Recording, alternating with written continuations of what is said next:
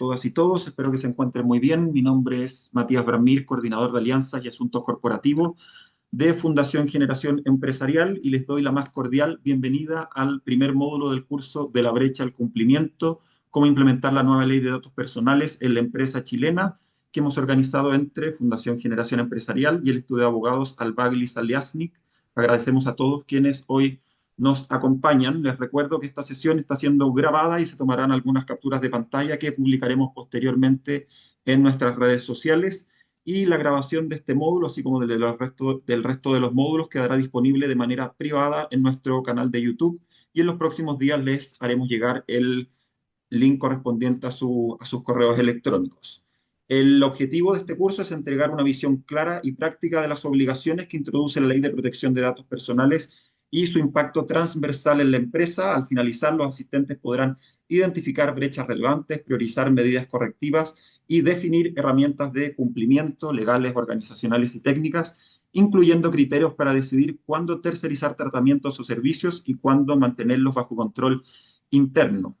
Los expositores que nos van a acompañar durante estos días serán Antonia Nutman, asociada senior, y Felipe Barrera, asociado, ambos profesionales de ACETA. Les recordamos que las próximas sesiones que ya están agendadas se realizarán los días jueves 19, martes 24 y jueves 26 de marzo, todas en el mismo horario de hoy. Y recordarles también, para que lo tengan presente, que para aquellos que desean recibir su diploma de participación en este curso, deberán asistir a al menos 3 de los 4 módulos del curso. Entonces, los que asistan a 3 o 4 de los módulos ya pueden recibir el diploma al final del curso.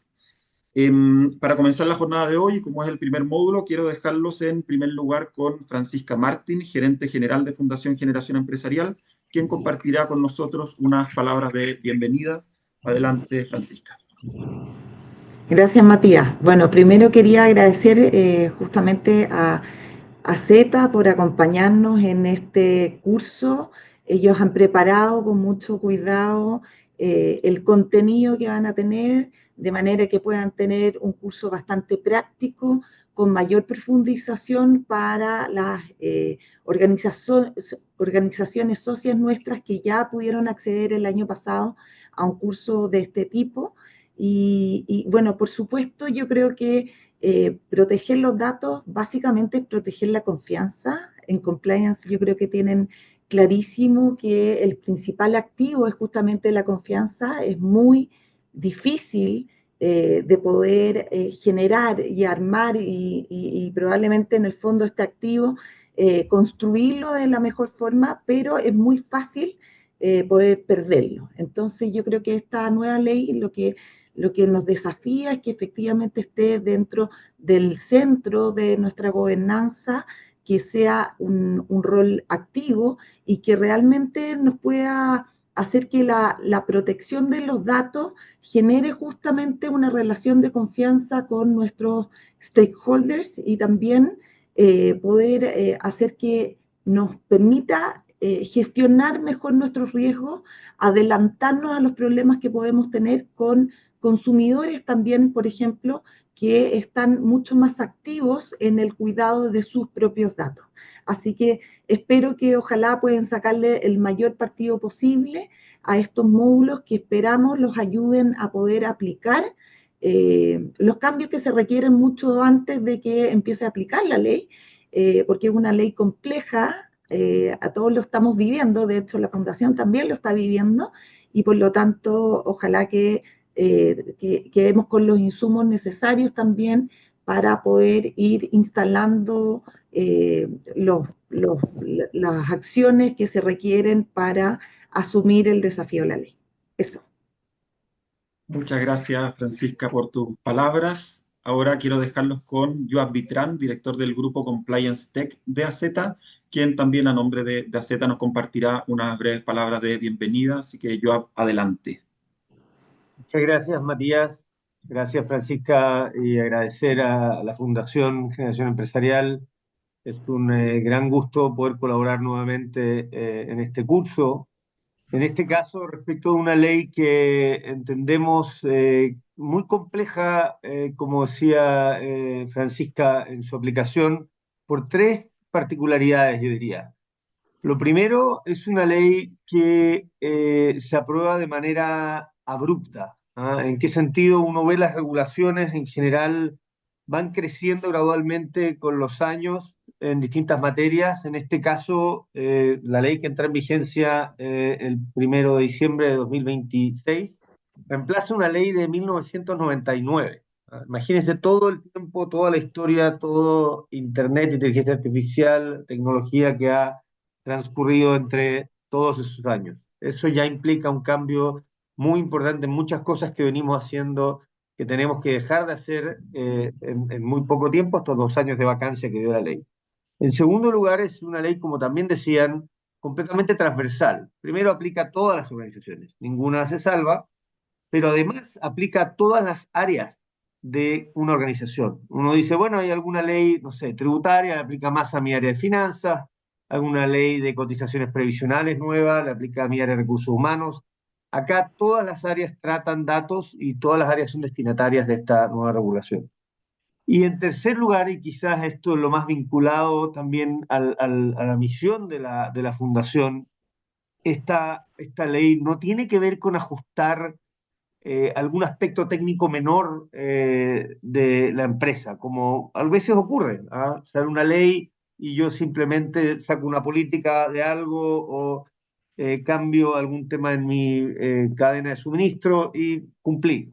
Esta ley tiene que ver, y está súper demostrado, que la mayoría de los escándalos, la mayoría de los problemas de filtraciones de datos tiene que ver no con la caída de algunos de los sistemas más sofisticados, sino con el eslabón más débil de toda esta cadena que es el humano. Y por lo tanto, la forma de proteger eso es cambiando la cultura.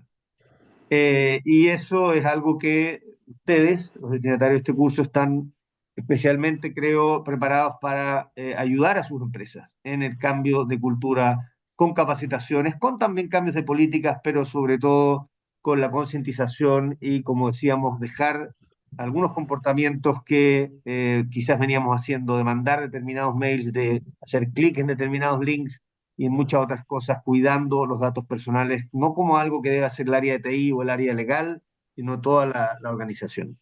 Así que el llamado, como decían, es aprovechar,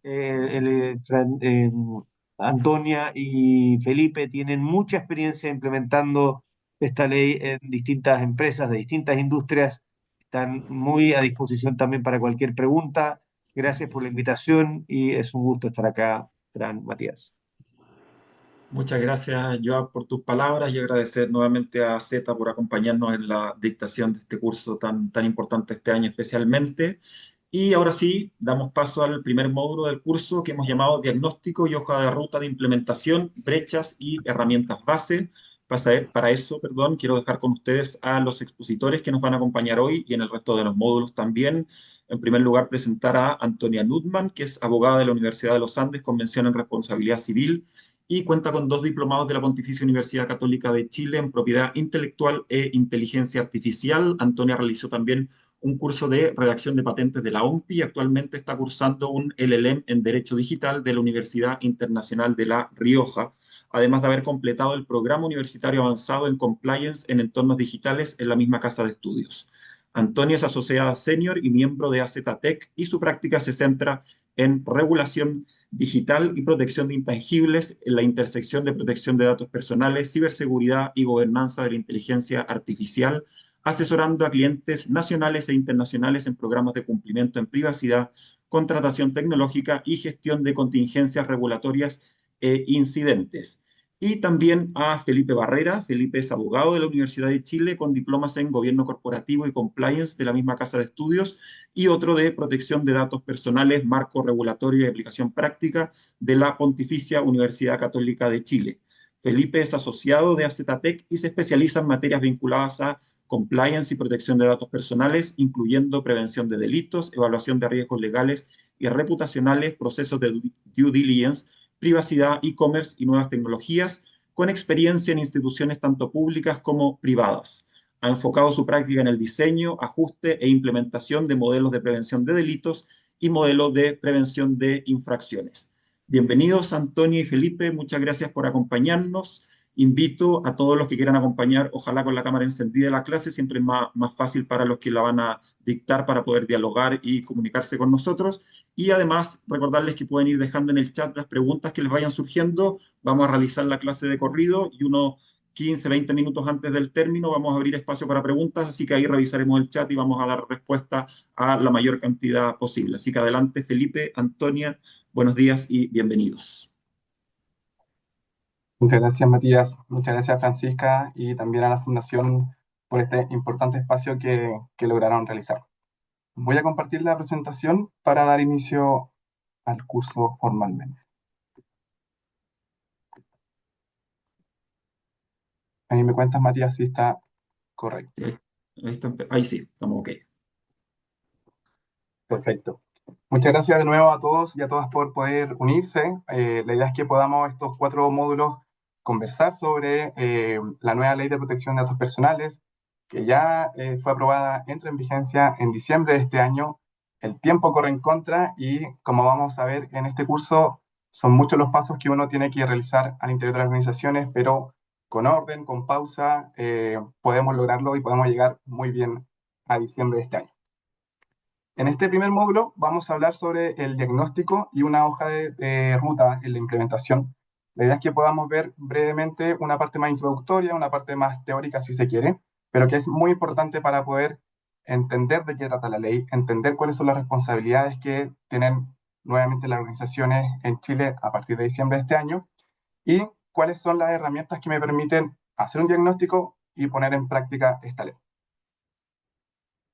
Hablemos muy brevemente entonces, y algo adelantó Joab sobre el contexto de por qué estamos realizando este importante curso. Como comentaba Joab, en Chile existe una ley de protección de la vida privada, ni siquiera es una ley de protección de datos personales. Esta ley tiene más de 25 años y responde a un contexto totalmente distinto al que vivimos actualmente, donde hay una economía digital, hay una economía mundial, todo ha cambiado, existen redes sociales, la forma de trabajar al interior de las compañías ha cambiado enormemente y por tanto estábamos muy atrás respecto a los países de la región y a Europa y Estados Unidos. En 2017 ingresa a tramitación el proyecto de ley y finalmente fue aprobado en diciembre del 2024, a finales de año, y dio 2 años de vacancia para poder organizarse, que en verdad 2 años, como comentaba Joab, es poco espacio para poder tomar todas las medidas necesarias. Hablemos entonces de qué son los datos personales.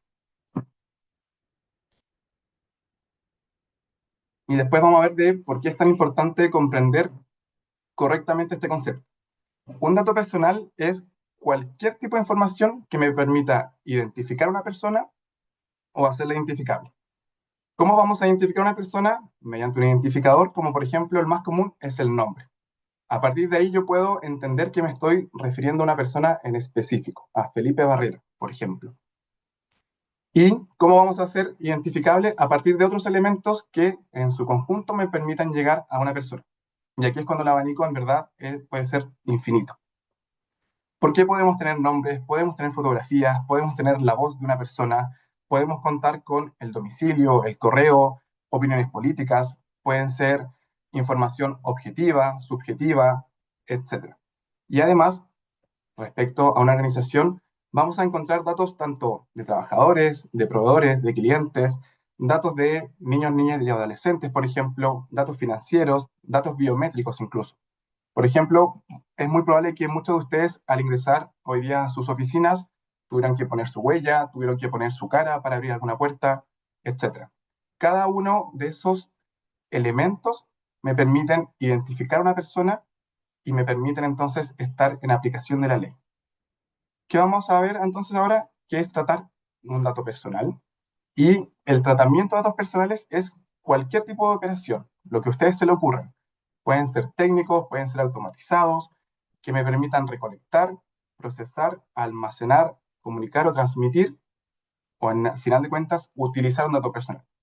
Utilizar la huella para abrir una puerta, utilizar información de salud, por ejemplo, para contratar una aseguradora, utilizar distintas acciones para distinta información para tomar decisiones, por ejemplo, Si estoy a cargo de una clínica y necesito comprar una nueva máquina que me permita realizar un examen, ver el historial de uso, por ejemplo, analizar esa data, comprender, proyectar, etc.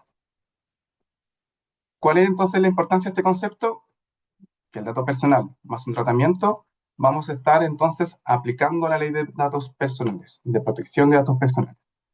Un caso muy simple, un ejemplo muy simple. Este fin de semana recién pasado se realizó el Lollapalooza acá en Chile, en el Parque O'Higgins, y existían muchos stands con marcas que promocionaban su empresa, su marca, etc.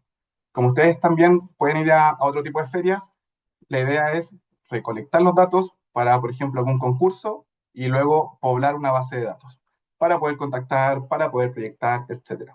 Esa actividad tan simple que uno puede pensar, en verdad lo que existe detrás es un tratamiento de datos personales. Recolectamos información de posibles usuarios, los hacemos participar en un concurso y a lo mejor podría utilizar esa información para realizar otro tipo de datos. Por ejemplo, el día de mañana enviar alguna comunicación, enviar poblar alguna base de datos con un mailing, por ejemplo.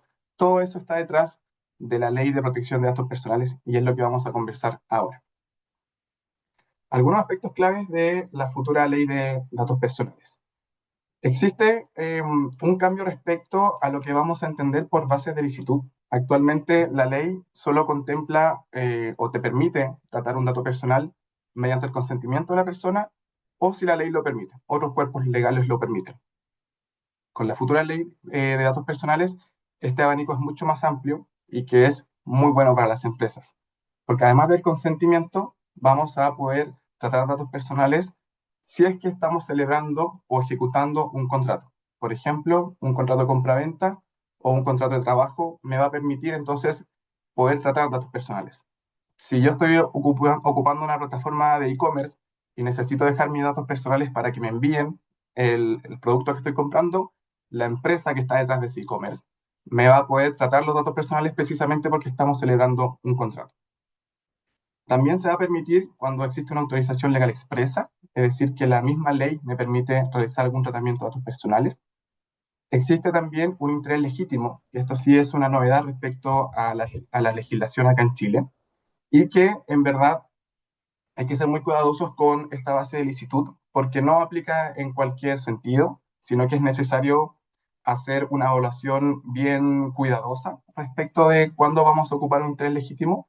Interés legítimo significa que el responsable del tratamiento de datos o la empresa, la organización, tiene algún interés que está por sobre el titular de datos personales y que le permite entonces realizar algún tipo de tratamiento.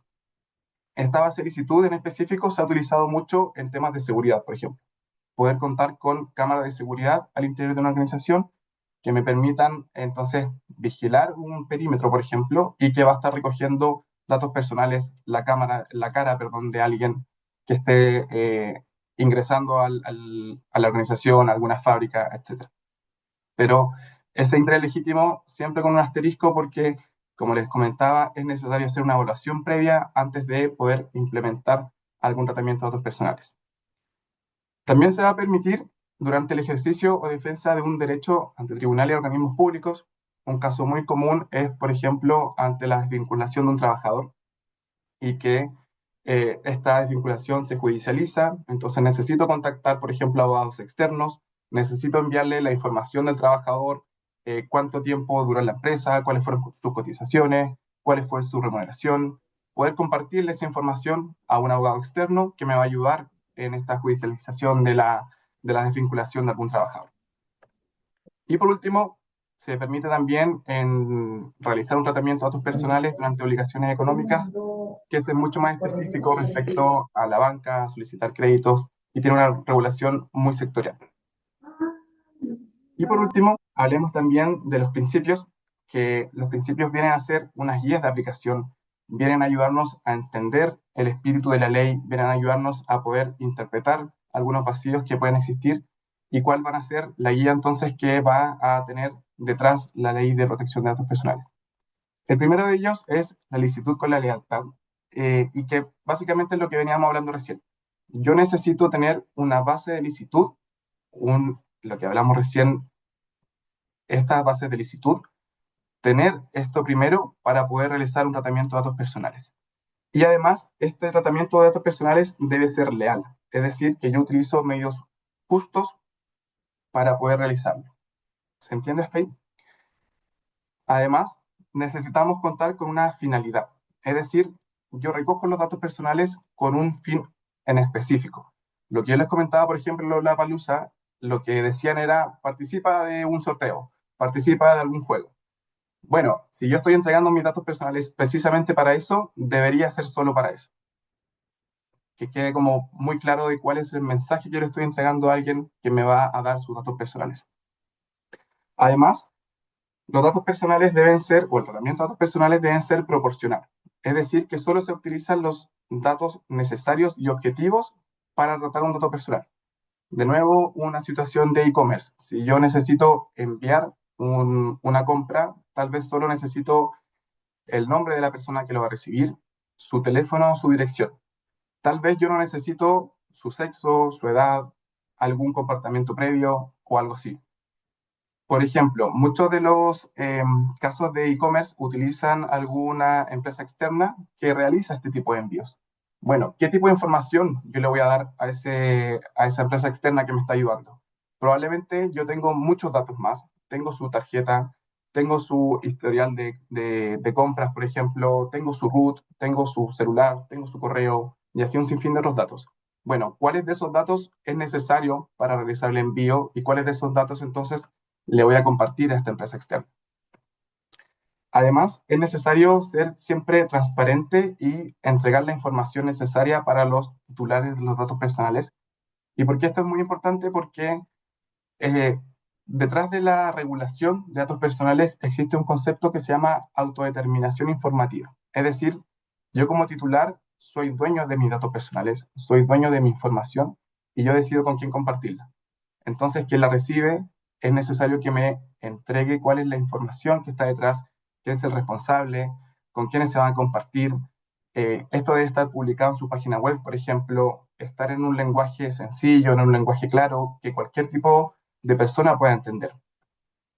Además, es necesario contar con medidas de seguridad, que luego Antonia va a profundizar en este punto, pero es necesario entonces garantizar un estándar adecuado de seguridad en base al tratamiento que estoy realizando, en base a la naturaleza de la información. Por ejemplo, es distinto mantener una seguridad de datos de salud a que, por ejemplo, un registro de ingresos a la fábrica, de qué persona ingresó a la fábrica. Podrán entender que el nivel de complejidad y el nivel de la naturaleza de cada dato personal es distinto, entonces es necesario aplicar las medidas de seguridad en específico para ese tipo de datos personales. Por último, responsabilidad. Hemos estado hablando de que cada organización que va a hacer un tratamiento de datos personales es un responsable frente al titular y por tanto le corresponde a esta organización, a esta empresa, cumplir con las bases de licitud, cumplir con estos principios porque sobre él recae esta responsabilidad de hacerlo de la manera correcta. Además, es necesario mantener una confidencialidad, que en términos simples es que cualquier persona al interior de la organización que esté tratando datos personales debe mantener secreto de lo que está realizando, no divulgarlo, no difundirlo, ni con personas al interior de la organización, ni mucho menos con externos que no tienen alguna vinculación con el tratamiento de datos personales en específico. Y por último, un principio de calidad que se refiere a que la información debe ser exacta, debe ser completa, debe estar actualizada lo más posible. ¿Por qué es importante contar con una base de licitud y además entender los principios? Porque en Europa han sido las principales causas de multas a las distintas organizaciones.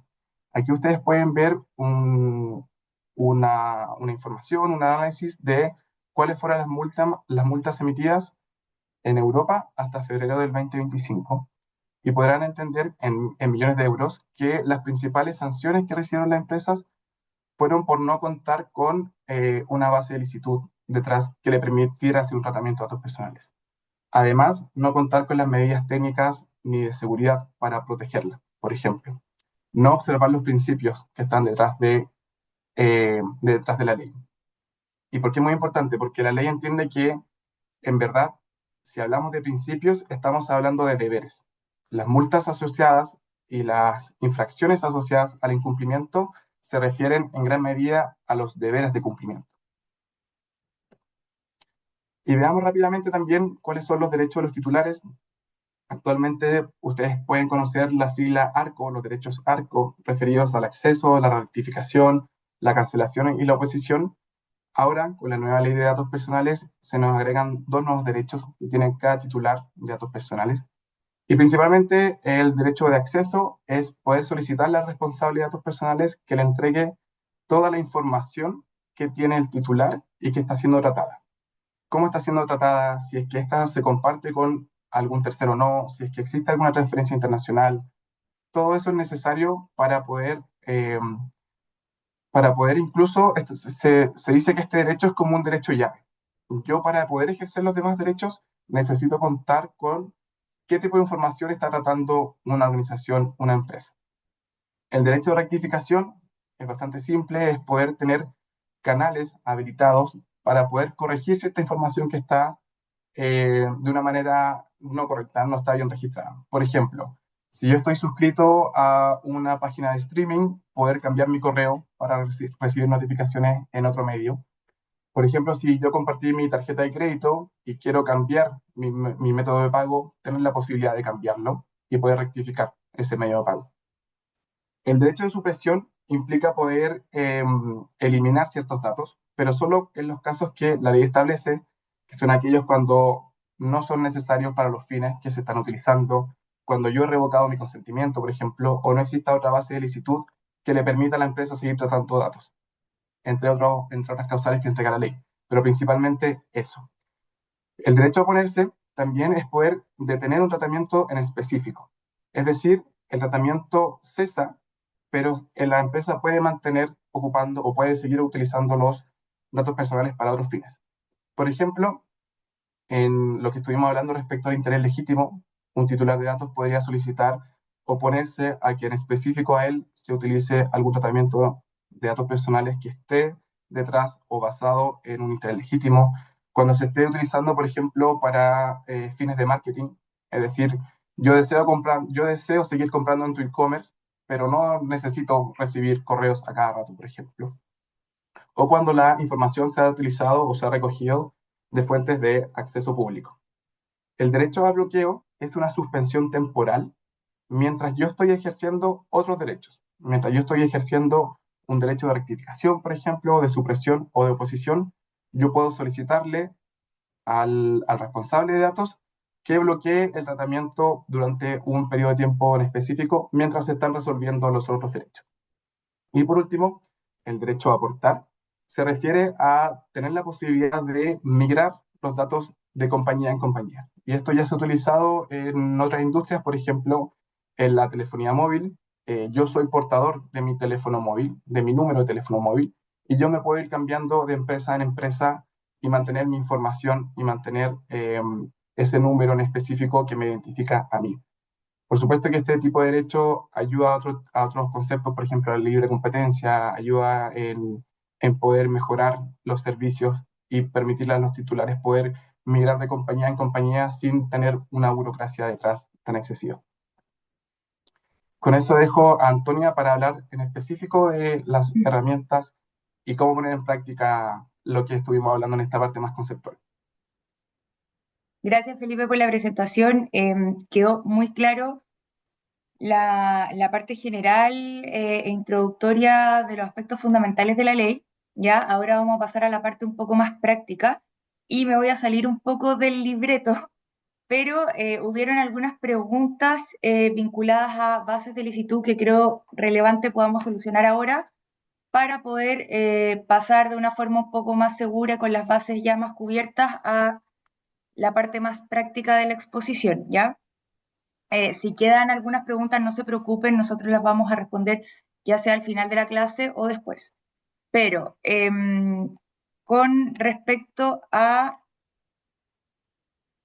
si cuando hay un contrato con un proveedor yo puedo utilizar los datos de sus trabajadores, esa sería mi base de licitud, no necesito un consentimiento. A priori, sí, cuando solamente se usen los datos de los trabajadores del proveedor, esencialmente para cumplir o ejecutar el contrato. Si hago tratamientos que no digan relación con la ejecución del contrato, tendría que entonces recabar alguna otra base de licitud. ¿Hay algún cambio al eliminar la ley como fuente de licitud las fuentes públicas? Sí, una fuente de dato público ya no es una base de licitud válida para realizar un tratamiento. La ley dice que si yo tengo un dato de fuente pública porque tuve acceso a él, pero después hago cualquier otro tratamiento con ese dato, se entiende que no existe una base de licitud suficiente para ello. Entonces, las empresas que hagan tratamientos con este tipo de información van a tener que ordenar sus esquemas y evaluar qué otra base de licitud para esta normativa vigente van a poder utilizar, ya porque la normativa anterior sí admitía las fuentes de acceso público como base de licitud válida, ¿ya? ¿Cuáles son típicos ejemplos de interés legítimo? Y acá me voy a detener un poco en el interés legítimo. No existe una guía que te diga esto es interés legítimo y esto no. Lo que sí existe es jurisprudencia circulares de la Unión Europea, específicamente y que usamos mucho de la Agencia Española de Protección de Datos, que nos dice qué tipo de tratamientos habitualmente se encuentran avalados por interés legítimo. Ejemplo, las cámaras de biovigilancia que hay al interior de nuestra organización. Cuando alguien va a una reunión, yo en general tengo cámaras en los sectores comunes, ¿cierto? Yo no le pedí el consentimiento a mi prospecto o a mi candidato laboral para grabar su imagen dentro del sector común. Pero la jurisprudencia ha entendido que mientras no hay un tratamiento de datos biométricos, habría un interés legítimo del responsable del tratamiento de mi organización por sobre los intereses de los titulares de los datos que estoy grabando, en cuanto yo estoy resguardando la seguridad de física de mi organización, de mis instalaciones y además de mi personal, incluso de esos propios individuos, ¿ya? Otro ejemplo típico es el contacto a prospectos con intereses comerciales, ¿ya? Mientras se hagan por canales oficiales. ¿Cómo podemos saber cuándo hay interés legítimo o no? Hay una herramienta, se llama test de proporcionalidad. Ese test de proporcionalidad lo va a tener que llevar a cabo el DPO, si es que se nombra, si no la persona a cargo. Y voy a tener que contestar ciertas preguntas. ¿Cuáles son los intereses de los titulares que estoy afectando? ¿Cuáles son las medidas de seguridad? ¿Cuál es mi finalidad? Y ese resultado debería ser que el interés de mi organización o yo como responsable de los datos es superior al interés del titular del dato que estoy afectando, ¿ya? Obviamente hay guía, hay directrices y eso se va a ir construyendo en la práctica cuando se implemente la ley. Y esas creo que eran las preguntas de las bases de licitud.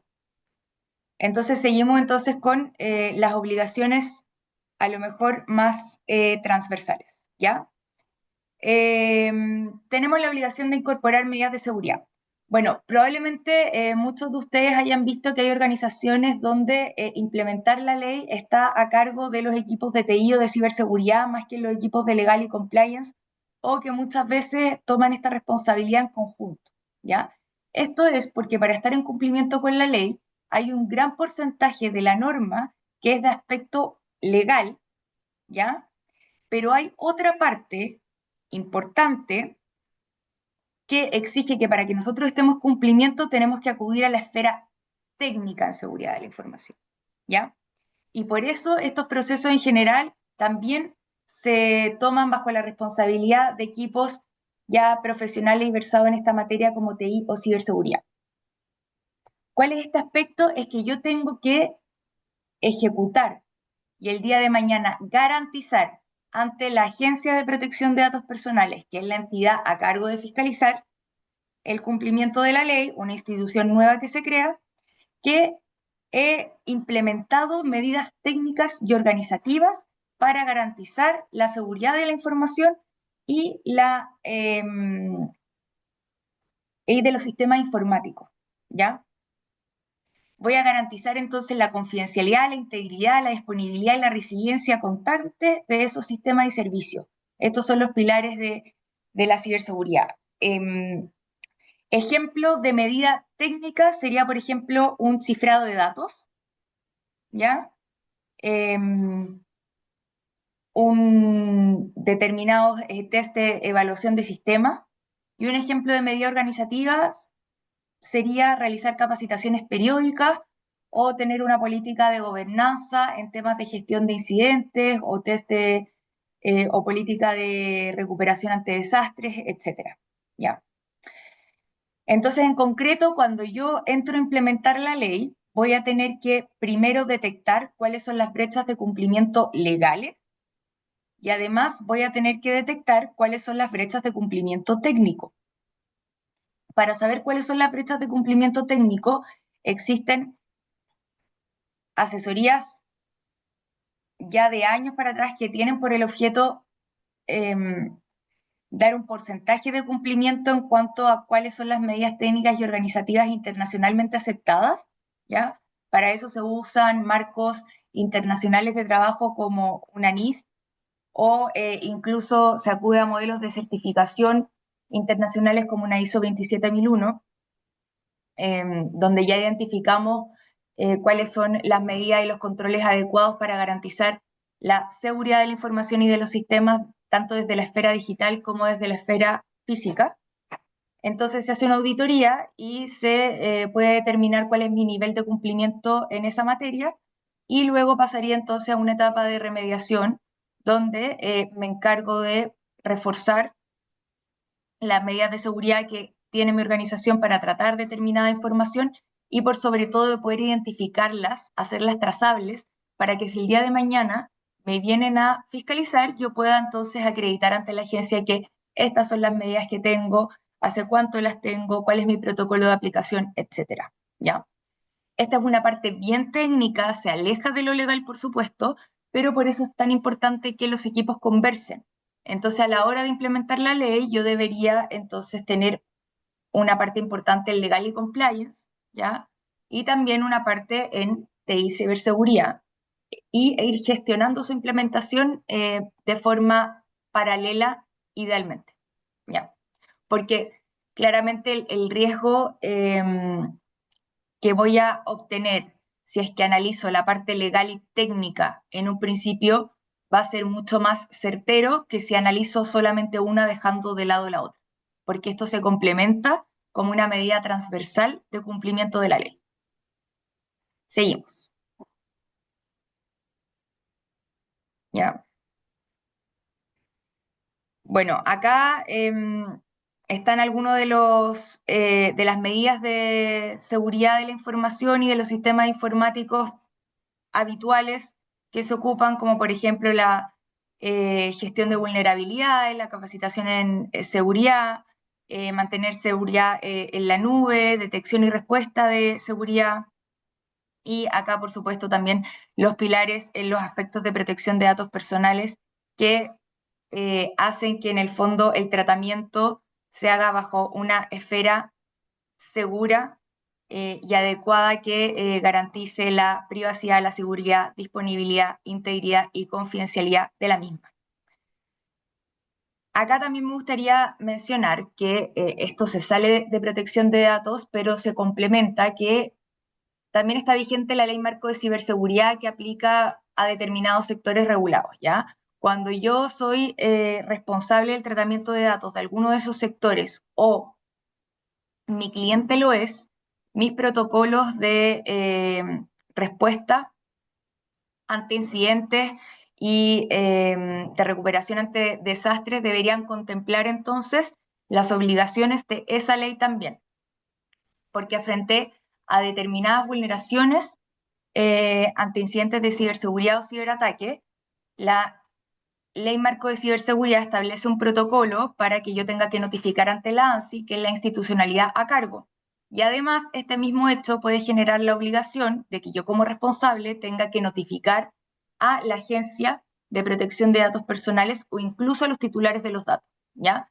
Entonces, por eso es tan importante que además los protocolos de ley de datos y ley marco de ciberseguridad puedan conversar en esos aspectos y anteponerse ante esos supuestos y también tener en consideración que si a mí no me aplica la ley marco, a mis clientes sí le podría aplicar y yo como proveedor entonces voy a tener que cumplir con cierto estándar. Seguimos.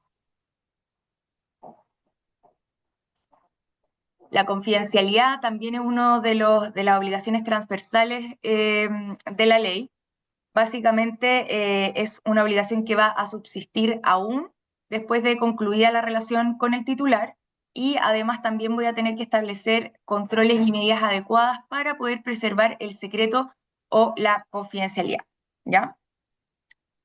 La información y transparencia. Este es un principio / obligación de la ley, lo mencionó Felipe también, pero me gustaría hacer énfasis acá porque es muy importante que tengamos en consideración que si bien el MPI, como vamos a ver más adelante, es facultativo y en caso de certificarse opera como atenuante, hay una parte del MPI que no es facultativa y que se desprende justamente del principio de información y transparencia. Es algo que vamos a tener que hacer todos, independiente que seamos responsables o encargados, independiente que seamos prestadores de servicios públicos, privados, empresa B2B o empresa B2C. Y es que voy a tener que tener publicado un set documental, ¿ya? En un sitio web o de comunicación homólogo, y ese set documental tiene que cumplir con ciertas funciones, como poder transparentar e informar a los titulares de los datos cuáles son los datos que trato, cuáles son esas categorías, si hay o no transferencias internacionales, si se encarga el tratamiento, entre otros aspectos, ¿ya? Para que tengamos muy presente que si nosotros decidimos por X o Y motivo no certificar un MPI, igual voy a tener que cumplir con el principio de información y transparencia que implica una confección documental, ¿ya? Que a la vez pasa a ser un porcentaje del MPI, ¿ya? Eso. Seguimos. Relación responsable o encargado. Acá el núcleo para saber cuándo estamos frente a un responsable o un encargado es quién toma las decisiones con respecto a los fines y medios de cómo se utiliza la información, ¿ya? Quien toma la decisión final es el responsable, y quien la trata por encargo y riesgo del responsable pasa a tener la calidad de encargado o proveedor. Este encargado o proveedor puede tratar información en una esfera física, ¿ya? Como por ejemplo, gestionando el registro manual de los controles de acceso de trabajadores o visitantes a mi empresa, ¿ya? O puede hacerlo de una manera digital, por ejemplo, plataformas de gestión de recursos humanos. Los dos entran en la calidad de encargado. Y la ley establece que existen obligaciones transversales que el encargado va a tener que cumplir igual, a pesar de que tenga esta naturaleza, y son la de secreto o confidencialidad y las de medidas de seguridad, ¿ya? Esto es importante porque a veces existen empresas, sobre todo que son B2B, que el core es prestar servicios de naturaleza operativa o de gestión a otras empresas en una esfera digital, que dicen, oye, yo los datos personales que trato son muy pocos, pero esta ley finalmente igual puede terminar impactando en una esfera operacional o comercial si es que yo no incluyo esas medidas de seguridad. ¿Por qué? Porque se le exige al encargado asegurarse que esas medidas de, perdón, al responsable que esas medidas de seguridad sean implementadas por el encargado. O sea, yo asegurar el cumplimiento de las mismas desde una esfera contractual, ¿ya? Yo debería mantener contratos anexos con mis encargados, que en la esfera técnica reciben el nombre de DPA, Data Protection Agreement, donde voy a regular ciertos aspectos mínimos.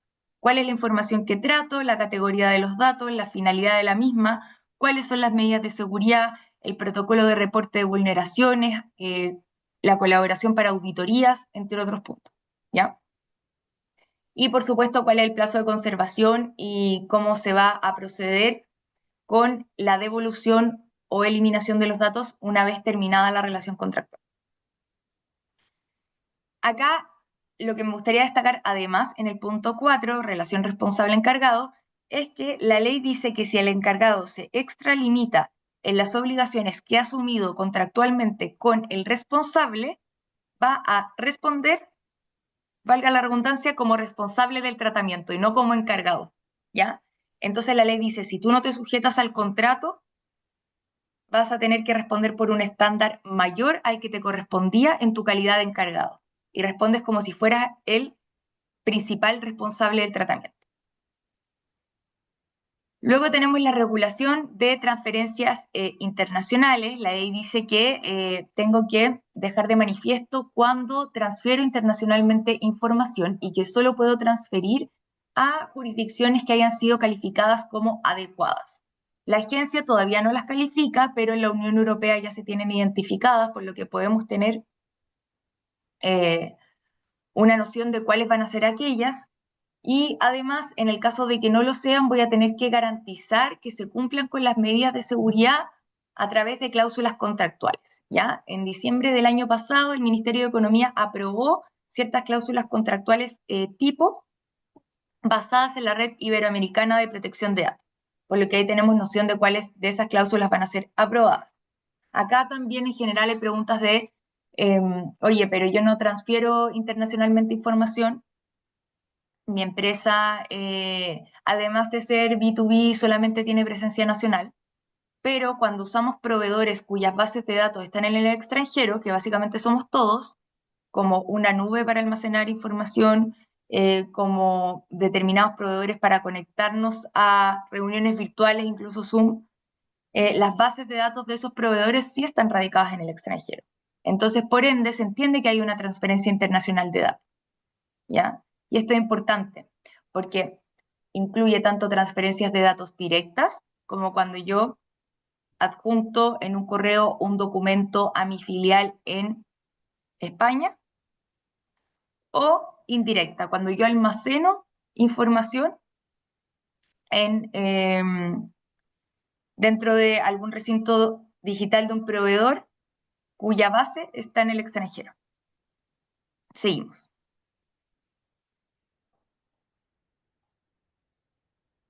Bueno, entonces, ¿por dónde empezar? ¿Cómo hago la bajada a toda esta información que acabamos de dar, que es tan técnica, tan específica, y cómo ordeno la cantidad de información que se trata al interior de mi organización? Es un tema complejo, es un tema que toma un tiempo, pero que se puede hacer. Y para eso ya hay metodología que ha sido más que probada por la Unión Europea e incluso a nivel regional. Ya recordemos que Chile no es el único país en la región que tiene una legislación similar. Tenemos el caso de Brasil, Colombia, ahora Perú, entre otros. Bueno, entonces la primera bajada es realizar un diagnóstico. Yo tengo que saber cuál es el nivel de cumplimiento de mi organización.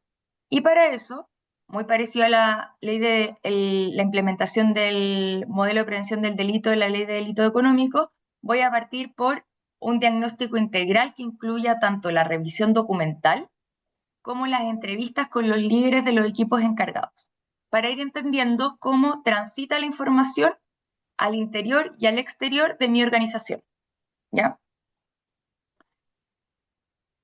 Esa entrevista y esa revisión documental me va a permitir a mí confeccionar ciertas herramientas para la implementación, que son el RAT, el mapa de flujo y la matriz de riesgo.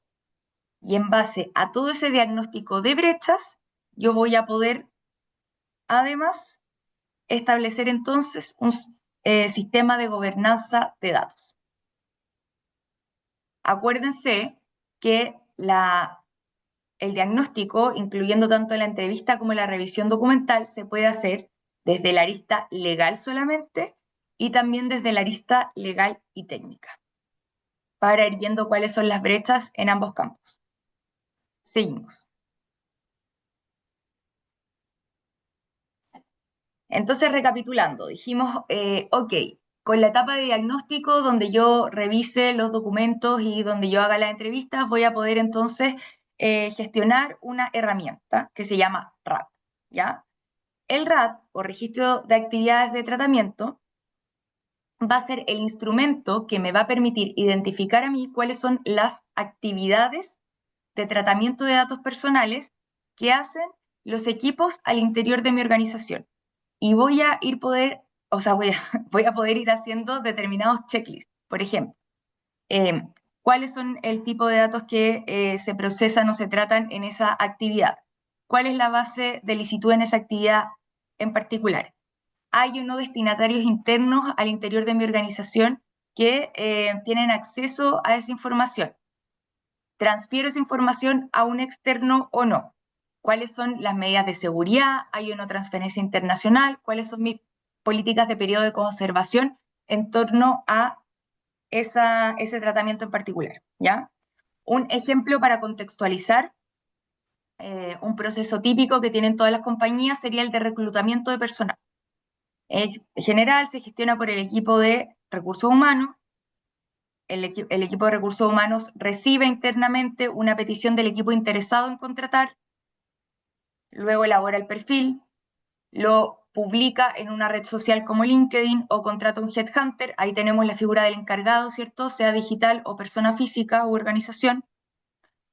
Luego gestiona la revisión de currículums, llama a entrevistas, gestiona la selección de un candidato. Pueden haber o no exámenes ocupacionales o preocupacionales, y después firma el contrato de trabajo formalizando la relación laboral, y ahí probablemente se comunique con legal y con remuneraciones para efectos de llevar a cabo las mismas mes a mes. Entonces ahí vemos como un tratamiento muy típico dentro de las organizaciones tiene etapas donde la información se comunica internamente y además se comunica hacia un externo, como sería la plataforma digital o el headhunter para seleccionar el personal. Entonces yo ahí voy construyendo mi RAT, identificando las áreas que voy auditando, cuáles son los procesos y cuáles son las actividades asociadas a cada proceso. El proceso sería reclutamiento y selección de personal, y todas las actividades que mencionamos vendrían a ser parte de ese proceso escalonadas por etapas. Típica pregunta, ¿es obligatorio el RAT como tal? No, no es obligatorio. La ley no dice tú tienes que gestionar un registro de actividades de tratamiento, a diferencia del GDPR, que es el reglamento de la Unión Europea, que sí lo dice. Pero lo que sí dice la ley es que yo estoy obligado a cumplir con el principio de responsabilidad proactiva o accountability, ¿ya? Es decir, tengo que el día de mañana acreditar que fui lo diligentemente suficiente, o sea, que fui lo suficientemente diligente para levantar determinado tipo de información e identificar cuáles son los datos, cuáles son sus categorías, cuáles son las medidas de seguridad, si es que hubo transferencia internacional o no. Y la herramienta para cumplir con esta obligación es el RAT. Entonces, a pesar de que no nos diga RAT textualmente la ley, sino que dice vas a tener que hacer esto, y la herramienta para hacer esa o para cumplir con esa determinada obligación termina siendo el RAT. ¿Podría ser otra herramienta distinta al RAT que mantenga la misma finalidad? Sí. No conozco otra que no sea el RAT, ¿ya? Pero el día de mañana se podría a lo mejor estructurar una herramienta que tenga esa finalidad que acabamos de mencionar. Seguimos. El mapa o diagrama de flujo de datos personales, esto es básicamente una herramienta visual que tiene como utilidad permitir al responsable o al encargado contar con el inventario de los datos, ¿ya? Es una buena práctica y me va a permitir a mí entender de una forma mucho más fácil y sistemática por dónde ingresa mi información, dónde la utilizo, dónde la comunico a los equipos internos y finalmente cuándo la elimino o la devuelvo, ¿ya? Acá tenemos un típico ejemplo de mapa de flujo de datos personales, donde se identifica por dónde se recolectan los datos, en dónde se almacenan, cómo se procesan, si hay una transferencia externa o no, cuál va a ser el uso interno y finalmente cuáles son las políticas de conservación o eliminación. En general, nosotros lo ordenamos por la categoría de titular de datos para que sea más fácil para el responsable o el encargado entender el flujo de la información a nivel más macro, ¿ya? Es una buena práctica, no es obligatorio en la ley. Y seguimos. Ahí dejo a Feli para que pueda explicar la matriz de riesgo. Muchas gracias, Anto, por ese pase. Hablemos entonces de otra herramienta que podemos implementar al interior de la organización para estar en cumplimiento con la protección de datos personales. De nuevo, la matriz de riesgo no es obligación, no sale textualmente en la ley de que como organización necesito contar con una matriz de riesgo, pero sí la ley te indica que tú debes identificar aquellas actividades en donde se incremente o se genere el riesgo de cometer una infracción. Entonces, por metodología, ¿cuál sería la mejor forma de poder evaluar esas actividades donde se incrementa o se genera un riesgo? Una matriz de riesgo. Probablemente ustedes ya cuentan con matrices de riesgo en la implementación de la ley de delitos económicos y esta tiene más o menos la misma lógica. Matrices de riesgo existen de muchas formas, existen de 5x5, de 3x3, pero lo importante es poder entregar un mapa de calor, porque eso le sirve a la organización, principalmente al directorio o a la alta administración, poder tomar decisiones, poder enfrentar esta ley y determinar a partir de las actividades que identifiqué cuáles son aquellas en las que estoy en un mayor exposición. Es decir, si es que realizo una actividad, por ejemplo, mensualmente, como es el pago de remuneraciones, voy a estar en cierto rango de probabilidad de cometer alguna infracción de delitos económicos, versus alguna actividad que puedo estar realizando diariamente, en donde esa probabilidad se incrementa. Por ejemplo, piensen en alguna tienda de retail que ya cuenta con cámaras al interior de esta tienda, puede estar grabando con un fin de seguridad, tanto del personal como de los consumidores que ingresan a la tienda, y ahora decide poner algún tipo de software que permita identificar si es que la persona es hombre o mujer, la edad de la persona y por cuáles pasillos recorre. Y esto con el fin de tener un mapa de calor de la tienda y poner más productos con esos objetivos. Por ejemplo, productos deportivos para hombres, porque me doy cuenta que en verdad esa es la línea de negocio que estoy vendiendo más. Piensen, por ejemplo, un caso típico de estudio que se comentaba mucho en los supermercados, en donde se pone eh, la parte de pañales, por ejemplo, al final de la tienda, cosa de que las personas tengan que pasar primero por el pasillo de los chocolates, el pasillo de la cerveza, antes de llegar al pasillo de los pañales, porque ahí recién puedo comprar más cosas. Si yo decido utilizar una cámara que me permite tener un mapa de calor o poder identificar personas por el sexo, por la edad, y a partir de esa información tomar una decisión, estoy haciendo un tratamiento de datos personales y sería lo ideal poder contar con una matriz de riesgo que me permita identificar dónde estoy posicionado. Cómo puedo tomar las mejores decisiones como alta administración respecto a un tratamiento de datos personales. ¿Por qué? Porque detrás tengo toda esta regulación que es muy robusta y que me expone a sanciones muy fuertes, muy intensas en caso de cometer alguna infracción. Eso es principalmente el objetivo de la matriz de riesgo, entregar un mapa de calor, poder tomar mejores decisiones y poder priorizar esas actividades. Y como decía Antonia, uno de los últimos puntos que uno debería considerar y como herramienta de trabajo es tener, y que esto sí es muy, muy importante, contar con una gobernanza de datos. Lo explicaba Francisca al principio, una parte muy importante es poder construir cultura, poder construir confianza, poder cumplir con las expectativas que tienen los distintos stakeholders, como pueden ser los consumidores, mis propios trabajadores. ¿Cómo yo puedo dar esa confianza o cómo puedo construir una cultura organizativa? Es a partir de una gobernanza de datos muy clara al interior de la organización.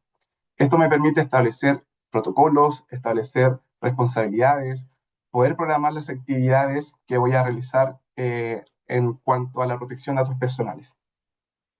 ¿Qué es lo primero o cómo es lo que nosotros establecemos principalmente? Es contar con un manual del modelo de prevención de delitos o bien puede ser una política integral que me pueda reunir cuál va a ser el delegado de protección de datos, si es que este delegado de protección de datos cuenta con la debida independencia, si es que va a tener algún comité que lo va a estar apoyando, cómo va a reportar a la alta administración o al directorio, cómo se va a relacionar el día de mañana con la agencia, qué va a pasar en caso de incidentes, cómo van a estar reguladas las transferencias internacionales, por ejemplo.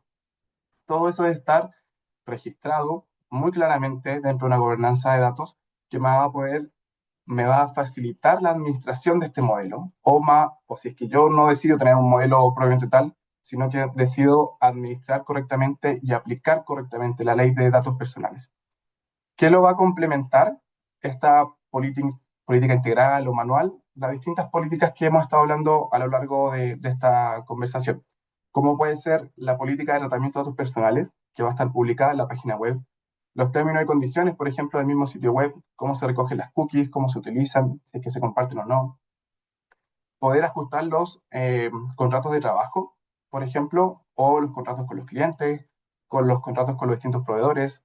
Antonia se refirió largamente a cuál es la relación entre responsable y encargado, cómo va a estar regulado todo eso, cómo van a ser mis políticas de transferencia internacional, tengo o no tengo transferencia internacional, tengo canales de fácil acceso para que los titulares puedan ejercer sus distintos derechos.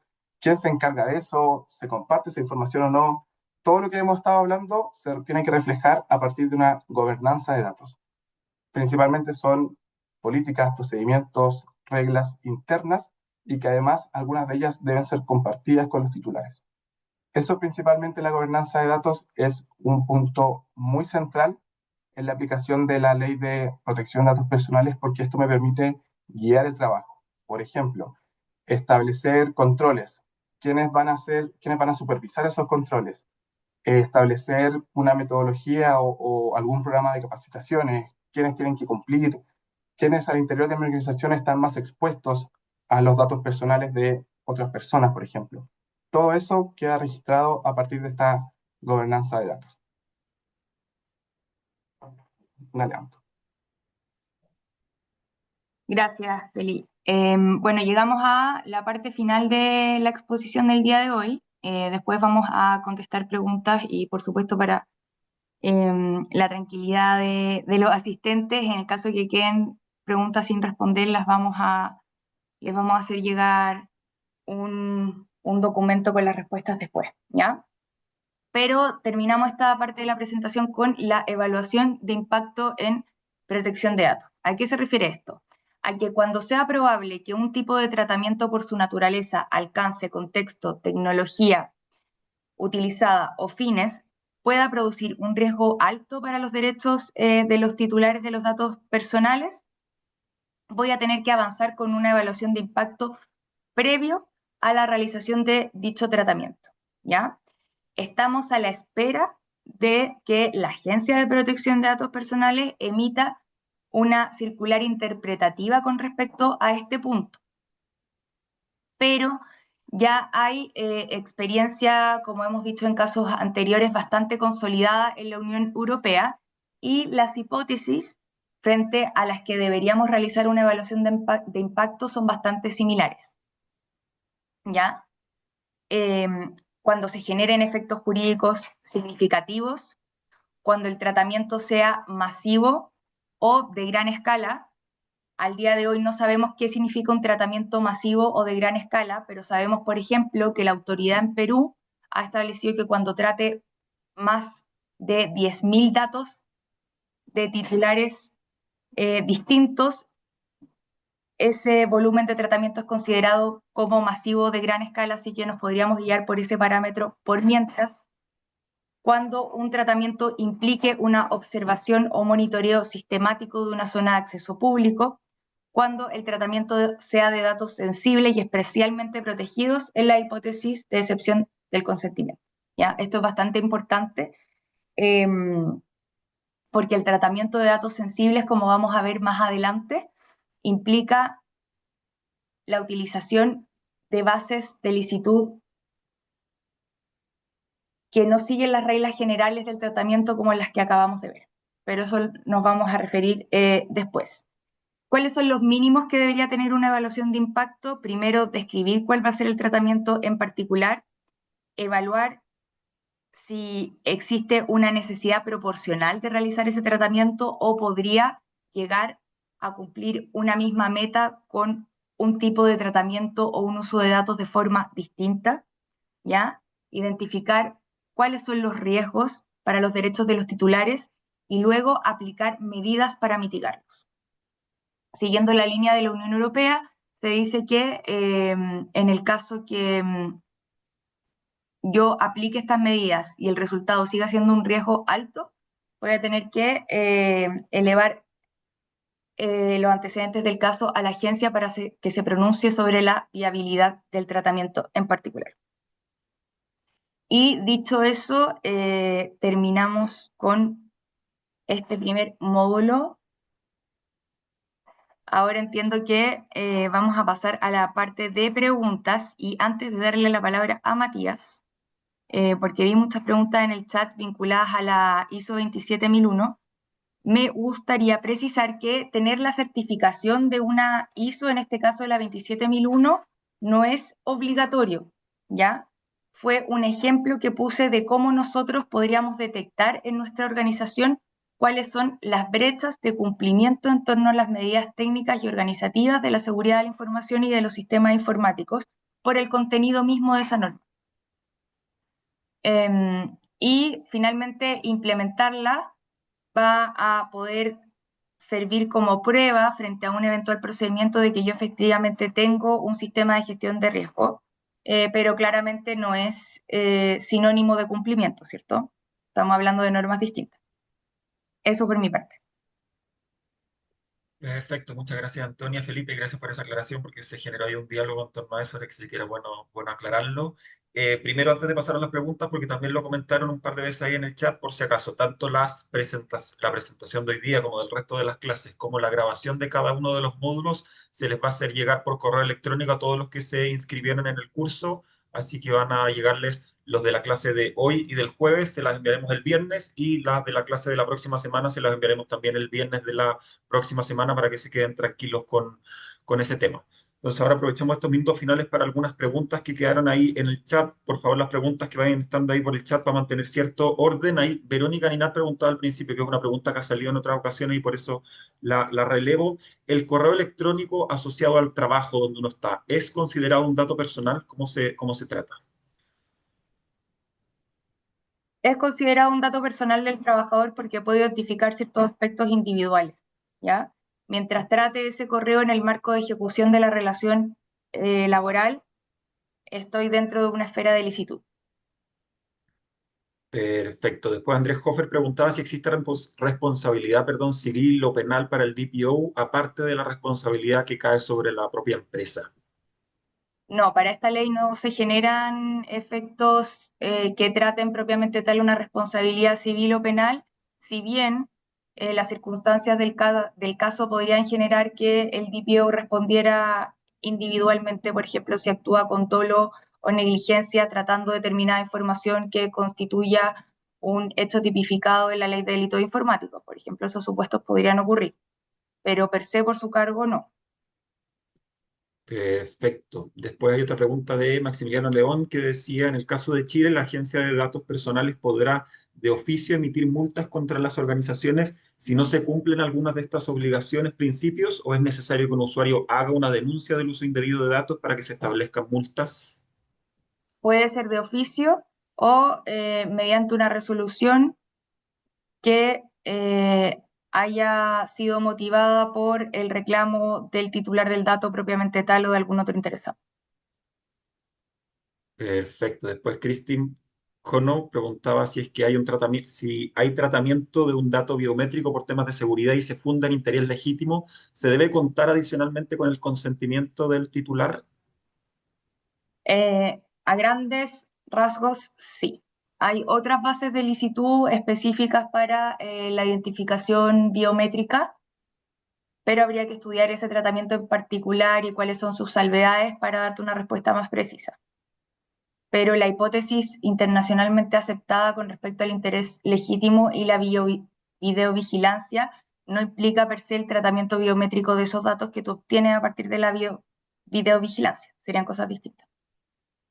Perfecto. Después Vicente Lefort pregunta, ¿qué pasa con la transferencia entre filiales y matrices? Si consideramos, por ejemplo, que ya existe a nivel corporativo el cumplimiento de una documentación, ¿es necesario el contrato o hay que marcar una separación entre ambas de todas formas? Las transferencias internacionales entre filiales y matrices son consideradas como tal y por tanto deben cumplir con los estándares de la ley. Yo puedo mantener políticas comunes para un grupo, de todas maneras, pero tengo que asegurar también que esa transferencia se realice siguiendo las obligaciones que establece la ley en la materia. Perfecto. Después, a propósito de la matriz que mostraba Felipe, hay tres comentarios de Pía Muñoz que dice que riesgos específicos deberían incluirse en la matriz. Vicente Lefort dice que en el ejemplo que se dio del retail, ¿podrías explicar cómo aplicarías esa matriz de riesgo? ¿No serviría que existe una base de licitud como el marketing, entregar un buen servicio al cliente, etcétera? Y por último, el significado que tienen los números que aparecían en la matriz de riesgo que se mostró. Y solo respecto a los números, la última pregunta era solo una fotografía, caso de ejemplo, es entender que en determinado espacio existían 3 actividades o 2 actividades que estaban en ese nivel de riesgo. Matías, si me recuerdas las 2 primeras, por favor. La primera era de Pía Muñoz que decía qué riesgos específicos deberían incluirse en la matriz. Los riesgos específicos, lo que dice la ley es que tú tienes que evaluar aquellas actividades, una vez que tú ya realizaste el registro de actividades de tratamiento, el RAT que decía Antonia, tú debes evaluar cuáles de estas actividades puede generar o incrementar un riesgo de infracción tanto de aquellas que están estipuladas en la ley. A partir de eso, poder hacer una evaluación de qué nivel de exposición me encuentro ante ese ante esa infracción, simplemente. Por ejemplo, lo que contaba Antonia, transferir datos internacionales, no contar, por ejemplo, con alguna base de licitud que me permita hacer un tratamiento de datos personales de niños, niñas y adolescentes. O, en los casos de las sanciones más gravísimas, hacerlo con una mala intención o un dolo detrás de ese tratamiento de datos personales. Por ejemplo, si yo los recolecto con un fin interno de la compañía en una fiesta de fin de año, poder regalarle un presente en Navidad a los niños, no sería o no tendría sentido o una finalidad legal poder compartir esa información con una aseguradora, por ejemplo. Si es que soy una aseguradora de salud y poder compartirle que existen estos niños entre este rango de edad, contacten a los papás, por ejemplo. Perfecto. Y la tercera que había respecto a lo mismo es que en el ejemplo que diste del retail, ¿podrías explicar cómo aplicarías esa matriz de riesgo? ¿No serviría que existe una base de licitud como el marketing, entregar, un buen servicio al cliente, etcétera? Claro, base de licitud como en ese sentido, como marketing, entregar un buen servicio al cliente, no existe como tal en la ley. Sin embargo, podríamos establecer dentro de la base de licitud que vimos un interés legítimo. Pero como explicó Antonia, este interés legítimo no debe ser considerado como una caja de un mago donde yo puedo sacar lo que sea, sino que es necesario hacer una evaluación, entender si es que es esperable que el consumidor crea que está bien realizar ese tratamiento de datos personales, poder justificarlo. Por ejemplo, ¿existen otras medidas u otras acciones que yo puedo hacer para llegar a la misma información? Por ejemplo, eh, cada vez que uno realiza una compra en una tienda va quedando registro de las personas que están comprando. Yo puedo voluntariamente entregar mi root o estar suscrito, por ejemplo, a un programa de beneficios. A partir de ahí yo también puedo tomar decisiones como compañía de quiénes están comprando, qué edad tiene la persona que está comprando. Y a lo mejor no es necesario tener una cámara que me entregue un mapa de calor. Estoy dando solo un ejemplo así en voz alta, Claro. pero es necesario hacer una evaluación completa antes de poder implementar una medida como la que comenté. Es Adelante. súper importante lo que dice Felipe, recalcar que ahora no hay un instructivo que te diga eh, este tipo de tratamiento es amparado por interés legítimo o no. Se sabe por la experiencia con la Unión Europea que hay tipos de tratamientos que sí están amparados por esa base de licitud y que probablemente lo sean en Chile, pero para determinar si un tratamiento es viable con respecto a la aplicación de esa base en particular, hay que hacer un test de ponderación, ya que es la herramienta que les comenté cuando hablamos del interés legítimo como tal. Entonces hay que hacer un ejercicio más profundo, como dice Felipe, para poder determinar si es viable o no. Perfecto, muchas gracias. Ahí Marcelo Kirsinger dice, no me queda claro cuándo se genera el riesgo si la información es pública y la guardo para hacer gestión, por ejemplo, para evaluar riesgos en el MPD. Y después dice, si utilizo un software para revisar a proveedores y prestadores de servicios, por contrato les debo avisar, deberán poder acceder a esta información. O sea, en general, cuando tú contratas con un proveedor, uno, tienes una política de proveedores previa y dos, también puedes establecer en el contrato de prestación de servicio en algún anexo cuáles son tus requisitos internos para llevar a cabo esa contratación y dentro de los mismos se podría gestionar entonces la revisión de ese proveedor en la plataforma en particular, ¿ya? Ahí yo entiendo que tú estás revisando datos de personas jurídicas, no naturales y además hay ciertos supuestos que exigen que tú tengas prevenciones con respecto a las personas que contratas bajo una esfera legal, es decir, te lo determina la ley como la ley de delito económico en determinados casos. Entonces también tu base de licitud podría ser la ley, dependiendo del supuesto. Perfecto, ahí Macarena Torres pregunta, el principio de bloqueo. ¿La ley determina el tiempo por el que se bloquean los datos? Como tal, un plazo establecido no, simplemente señala que mientras se está eh, ejerciendo otro de los derechos, es necesario que la organización bloquee ese tratamiento de datos personales en específico mientras se resuelve la otra solicitud. Perfecto. Marcela Vera pregunta, perdón, Marcelo Kirsinger, si uso cámaras de seguridad, por ejemplo, en barcos, solo guardo para respaldo y seguridad, ¿es riesgo en la RAT? A ver, hay muchas actividades que sí o sí van a ser riesgosas por el tipo de información que tratan, ¿ya? Hay algunos riesgos que vamos a tener que aceptar como parte de la operación diaria. Para ese caso en particular, si las cámaras estuvieran instaladas en lugares comunes, si existieran medidas de seguridad asociadas a las grabaciones, si además pusiéramos un aviso de privacidad a la vista de todos con respecto a que se están llevando a cabo grabaciones con fines de seguridad, y además tuviéramos una política de conservación de esos datos, con toda esa información sobre la mesa podría ser considerado un tratamiento que no fuera riesgoso para la organización, ¿ya? Ahora hay que distinguir entre riesgo y riesgo crítico o procesos críticos. Los procesos críticos son aquellos que tienen un riesgo más alto que hay que directamente subsanar. Si tú tuvieras implementado todo eso que te dije hoy en día cuando estuviéramos levantando el RAT, claro, no me saldría como un proceso crítico per se, pero probablemente si es que vamos a auditar ahora, no tengas trazablemente todas las medidas que acabamos de mencionar y te salga un rango de criticidad mucho más alto que podemos bajar en la práctica estableciendo y confeccionando las medidas que acabamos de mencionar. Perfecto. Ahora sí, Marcela Vera pregunta, ¿cuál es el alcance que tienen los sindicatos en el uso de los datos personales? ¿Qué cumplimiento deben tener? ¿Qué responsabilidad tiene la empresa en la entrega de esa información? Mira, para los sindicatos hay una regulación propia muy específica desde la arista laboral, que podemos profundizar después cuando enviemos el documento, pero en concreto es un tratamiento de datos igual, ¿ya? Y la empresa tiene que establecer políticas que sean acordes a el sindicato y además a los titulares de los datos de sus trabajadores. Perfecto. Joaquín González pregunta, ¿cuáles son los límites a la base de licitud del contrato de trabajo, por ejemplo, fotografías en eventos de la compañía?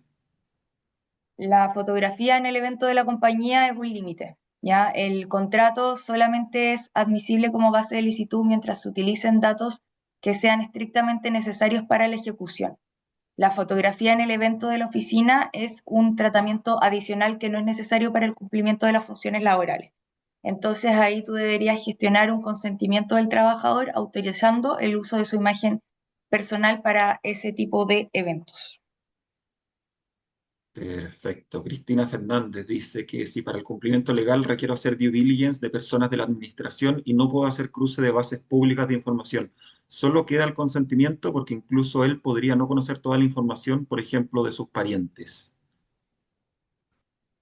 Mira, en ese caso hay que analizar el tratamiento con o sea, con mayor detalle, en el fondo entrar a profundizar cuál sería el supuesto, cuál es el artículo de la ley en el que te estás fundamentando, cuáles son las bases que estás consultando y cómo lo estás confeccionando.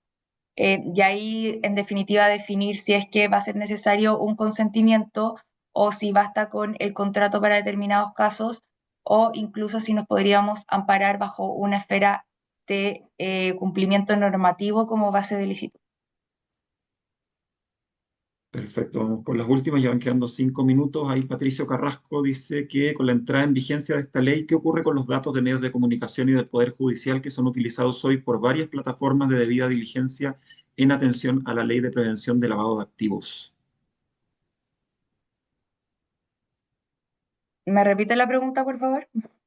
Sí, que con la entrada en vigencia de esta ley, ¿qué ocurre con los datos de medios de comunicación y del Poder Judicial que son utilizados hoy por varias plataformas de debida diligencia en atención a la ley de prevención de lavado de activos?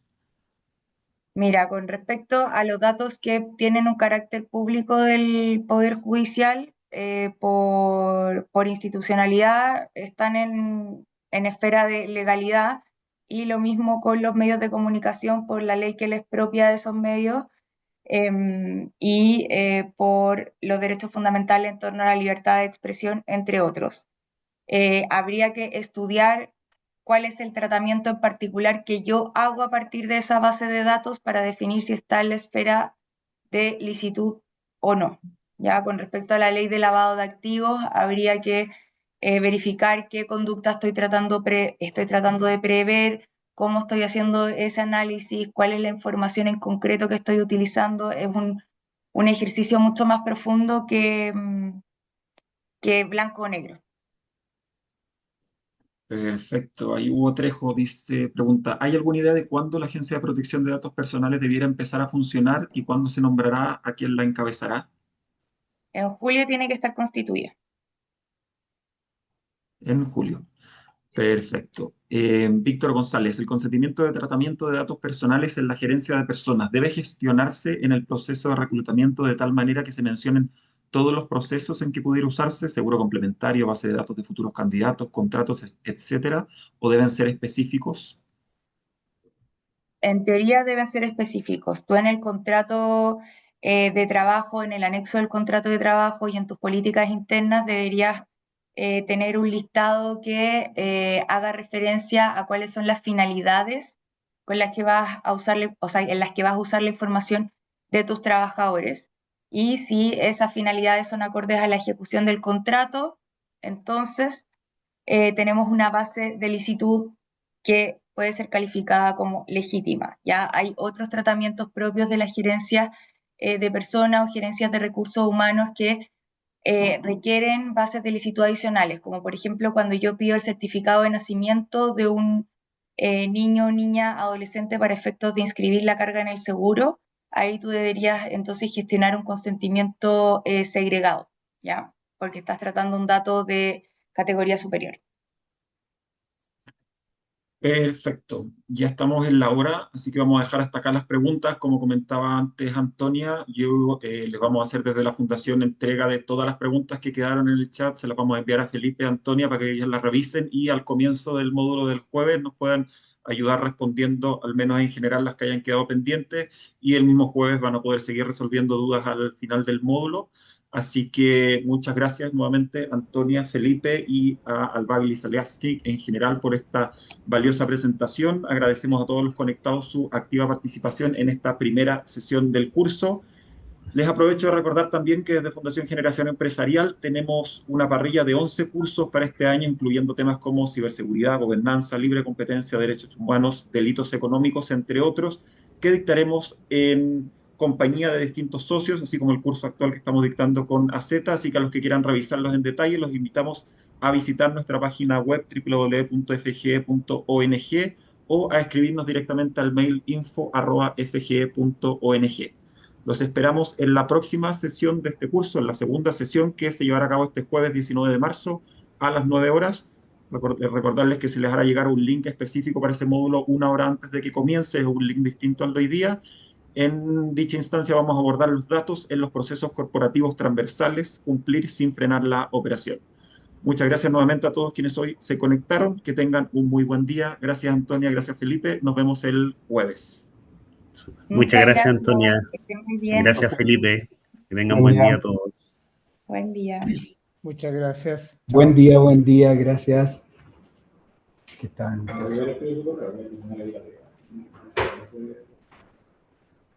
Mira,